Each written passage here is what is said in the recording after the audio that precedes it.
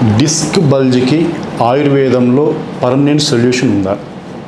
ఇది చాలామంది మా దగ్గరికి వచ్చేటటువంటి పేషెంట్లు అడిగేటటువంటి క్వశ్చన్.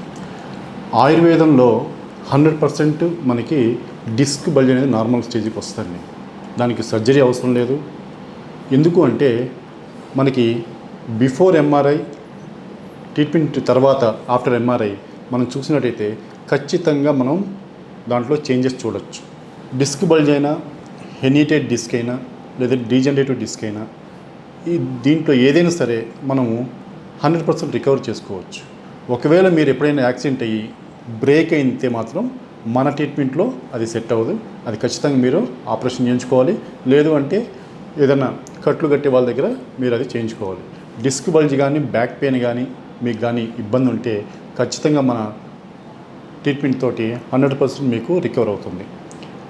ఇది సయాటిక్ అయినా, L4, L5 డిస్క్ బల్జ్ అయినా సరే మీకు మన దగ్గర 100% మీకు రికవర్ ఉంటుంది.